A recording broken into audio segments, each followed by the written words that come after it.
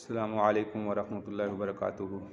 عزیز طالبات، اللہ تعالیٰ کی ذات سے امید ہے کہ آپ سب خیریت سے ہوں گے اور آپ نے اپنا گزشتہ سبق دہرا لیا ہوگا، اچھی طرح سن لیا ہوگا، سمجھ لیا ہوگا۔ اللہ تعالیٰ آپ کے علم و عمل میں برکت عطا فرمائے۔ آج ہم صحیح بخاری جلد دوم سبق نمبر 14 حدثنا ابو عاصم سے شروع کریں گے۔ سبق شروع کرنے سے پہلے دعا پڑھ لیجئے۔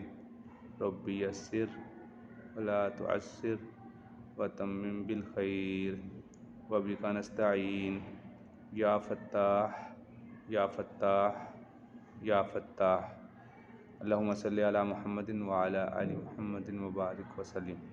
عزیز طالبات، کتابیں کھول لیجئے۔ بسم اللہ الرحمن الرحیم۔ آج ہم نے حدثنا ابو عاصم سے شروع کرنا ہے۔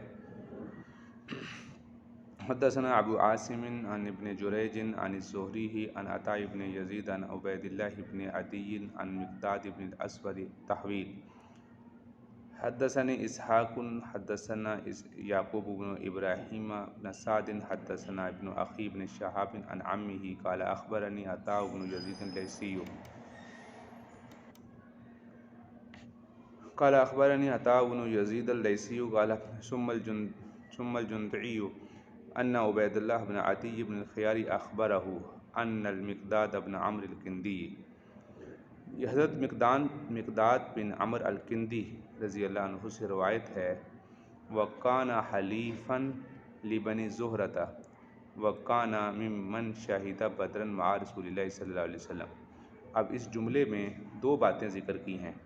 ایک تو یہ کہ مقداد بن عمرو الکندی یہ بنی زہرہ قبیلے سے تھے، بنی زہرہ کے حلیف تھے، اور دوسرا یہ بتایا کہ آپ صلی اللہ علیہ وسلم کی ان صحابہ میں سے تھے جو بدر میں شریک ہوئے تھے۔ کان ممن شاہدہ بدرن مع رسول اللہ صلی اللہ علیہ وسلم اخبرہ۔ اب اس حدیث کو یہاں ذکر کرنے کا مقصد یہ ہے کہ امام بخاری رحمۃ اللہ علیہ یہ بیان کرنا چاہتے ہیں کہ حضرت مقداد بھی اصحاب بدر میں سے تھے، اس کے لیے حدیث مبارکہ لے کر آئے ہیں، اس بات کو ثابت کرنے کے لیے۔ اب آگے حدیث مبارکہ پوری ذکر کریں گے۔ اخبرہ انہ قال لرسول اللہ صلی اللہ علیہ وسلم ارأیت ان لقیت رجلا من الکفار۔ تو یہ بیان کرتے ہیں کہ میں نے رسول اللہ صلی اللہ علیہ وسلم سے عرض کی، قال رسول اللہ صلی اللہ علیہ وسلم، کہ انہوں نے آپ علیہ السلام سے عرض کیا، ارأیت، آپ کا کیا خیال ہے۔ ارأیت یہ لفظ جو رویت سے مشتق ہوتا ہے تو اس کا مطلب ہے آپ کیا دیکھتے ہیں، یعنی آپ کا کیا خیال ہے، آپ کیا فرماتے ہیں۔ ان لقیت رجلا، اگر میں ایک ایسے آدمی سے ملوں رجلا من الکفار جو کافر ہو، فاقتتلنا، وہ ہمارے ساتھ قتال کر رہا ہو یعنی میدان جنگ میں، فضرب احدی یدی بالسیف، اور اس نے میرا ایک ہاتھ تلوار سے کاٹ دیا ہو، فقطعها، یعنی اس نے اس کو میرے ہاتھ پہ ضرب لگائی، ضرب کا معنی ضرب لگائی، فقطعها، سو وہ کٹ گیا، ثم لازمنی بشجرۃ، پھر وہ درخت کے ساتھ اس نے پناہ پکڑ لی۔ لازمہ کا مطلب ہوتا ہے اس کے ساتھ چپک جانا، تو مراد یہ ہے کہ یہاں درخت کے ساتھ اس نے پناہ لی۔ فقال اسلمت للہ، اور اس درخت کے پیچھے ہو کے کہنے لگا، اللہ کی قسم میں مسلمان ہو گیا۔ اقتلہ یا رسول اللہ، کیا اللہ کے رسول میں اس کو قتل کر دوں۔ بعد ان قالہا، بعد اس کے جو اس نے یہ جملہ کہا کہ میں مسلمان ہو گیا ہوں، اس کے بعد میں اس کو قتل کر دوں۔ فقال رسول اللہ صلی اللہ علیہ وسلم لا تقتلہ، آپ علیہ السلام نے فرمایا تو اس کو قتل نہ کر۔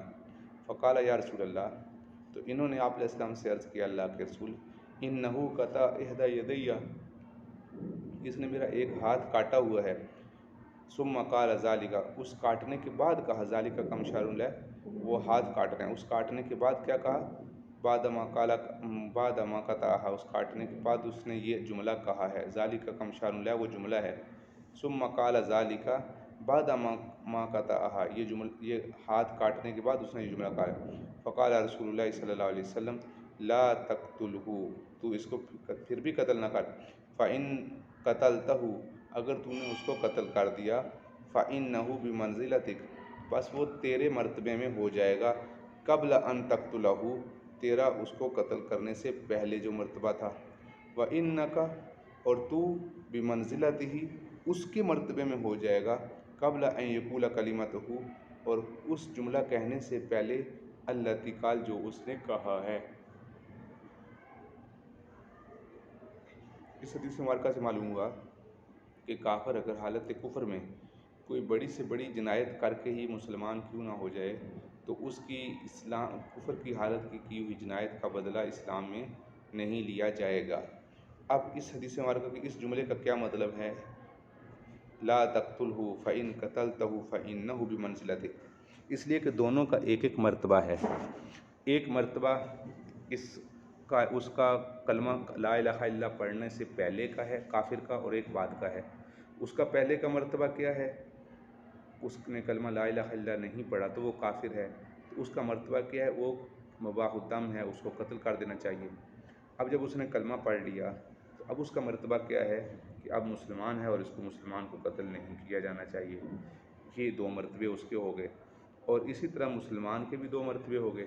ایک اس کا مرتبہ اس کافر کو کلمہ لا الہ الا اللہ پڑھنے کے بعد قتل کر دینا، تو اس کے کلمہ کرنے کے بعد قتل کرنے سے کیا ہوگا کہ اس نے مسلمان کو قتل کر دیا، اور مسلمان کو قتل کرنے کی وجہ سے قصاصاً مسلمان کو قتل کیا جائے گا، تو یہ بھی مباح الدم ہو جائے گا۔ اس کا قتل کرنا بھی، یعنی مسلمان کا قتل کرنا بھی جائز ہو جائے گا۔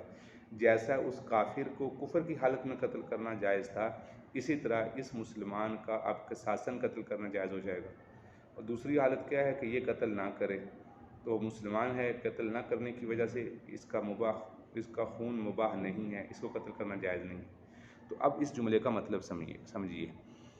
فَإِن قَتَلْتَهُ، اگر تو نے اس کو قتل کر دیا، فَإِنَّهُ بِمَنزِلَتِكَ، تو وہ ہو جائے گا تیرے مرتبے میں، قبل ان تقتلہ، تیرا اس کو قتل کرنے سے جو مرتبہ پہلے تھا تمہارا۔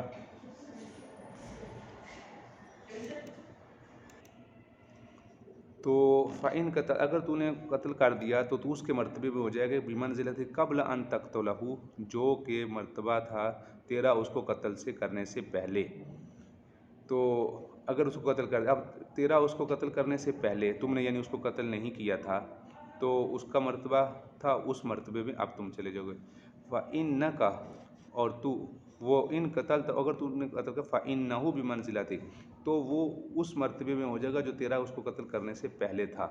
یعنی تیرا مرتبہ کیا تھا جب یعنی اس کو تو نے قتل نہیں کیا، تو تیرا مرتبہ کیا تھا؟ وہ مرتبہ یہ تھا کہ تمہارا خون جائز نہیں تھا، تیرا خون جائز نہیں تھا۔ وَإِنَّكَ بِمَنزِلَتِهِ، اور بے شک تیرا مرتبہ ہو جائے گا، تو اس کے مرتبے میں ہو جائے گا قبل ان یقول کلمتہ، اس سے پہلے جو اس کا مرتبہ تھا کلمہ پڑھنے سے پہلے۔ اور کلمہ پڑھنے سے پہلے اس کا مرتبہ کیا تھا؟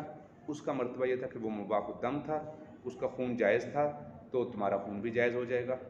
اب اس کا خون، اب دیکھیے یہاں پر فَإِن قتلت، اگر تو نے اس کو قتل کر دیا تو فَإِنَّهُ بِمَنزِلَتِكَ، تو وہ تمہارے منزلے میں ہو جائے گا، تمہارے درجے پہ ہو جائے گا۔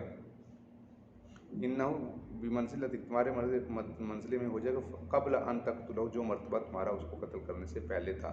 یعنی وہ پاکیزہ دم تھا، تو وہ تم نے پاکیزہ دم کو، یعنی ایک پاکیزہ خون کو، ایک مسلمان جان کو قتل کر دیا، تو وہ تیرے مرتبے میں ہو گیا کہ مسلمان ہو گیا، مسلمان ہونے کے بعد تو نے اس کو قتل کیا، اور تیرا مرتبہ یعنی وہ ہو جائے گا تو مباح الدم ہو جائے گا، پھر تمہارا خون بھی حلال ہو جائے گا۔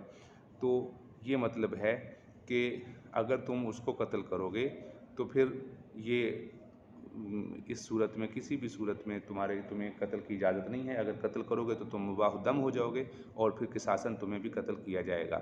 اس سے معلوم ہوا کہ اگر کوئی کافر حالت کفر میں کتنی ہی بڑی جنایت کیوں نہ کرے، اس کا بدلہ نہیں لیا جاتا۔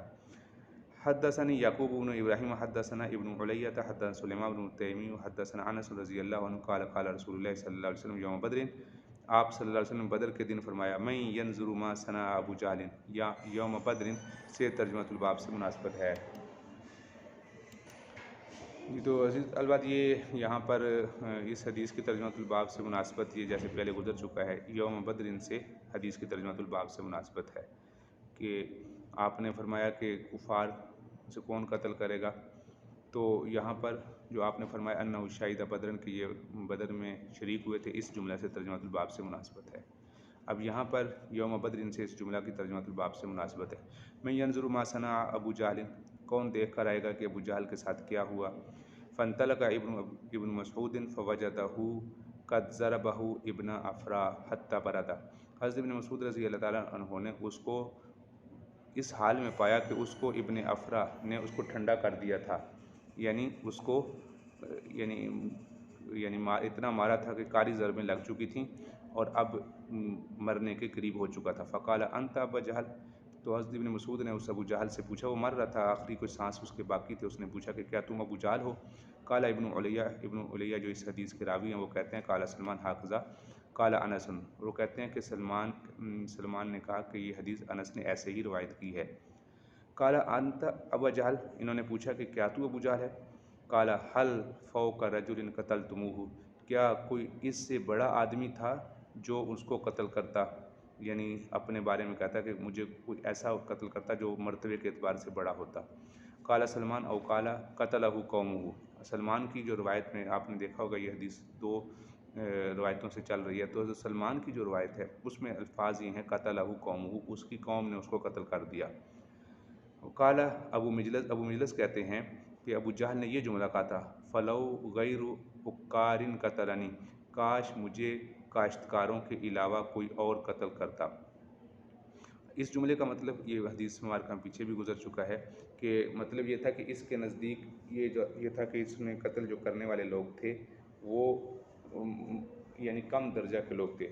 افرا کے دو بیٹوں نے اس کو قتل کیا تھا، تو یہ مدینہ منورہ کے لوگ تھے، انصار میں سے تھے، اور ان کا جو کاروبار تھا وہ جو معاش کا ذریعہ تھا وہ کاشتکاری تھی، زمین پہ پھل وغیرہ لگانا، باغات لگانا، یہ ان کا ذریعہ معاش تھا، اور مکہ مکرمہ کے جو لوگ تھے ان کا ذریعہ معاش تجارت تھا، اور تاجر اپنے آپ کو مالی اعتبار سے بہتر سمجھتے تھے، اس وجہ سے اس نے فخر کیا کہ مجھے کاشتکاروں نے قتل کیا ہے، کاش کوئی مجھے اس سے بڑا آدمی قتل کرتا۔ تو یہ دونوں روایتوں کا اختلاف ہوا، اور یہاں پر فلو کا معنی کاش، تو حل فوق رجل قتلتموہ، کیا اس سے کوئی بڑا آدمی تھا جو اسے قتل کرتا، یا دوسرا مطلب ہم اس کا یہ بھی پڑھ کے آ چکے ہیں کہ جس بندے کو قتل کیا ہے کیا اس سے بھی کوئی بڑا بندہ کسی نے آج قتل کیا ہے، یعنی آج سب سے بڑا بندہ قتل ہوا ہے۔ حدثنا موسیٰ حدثنا عبد الواحد حدثنا معمر عن الزہری عن عبید اللہ حدثني ابن عباس رضی اللہ عنہما لما توفی النبی صلی اللہ علیہ وسلم قلت لأبو بکر انطلق بنا الى اخواننا من الانصار فلقینا منہما رجلان صالحان شاہدا بدرا، یہ شاہدا بدرا سے اس جملہ کی ترجمہ الباب سے مناسبت ہے۔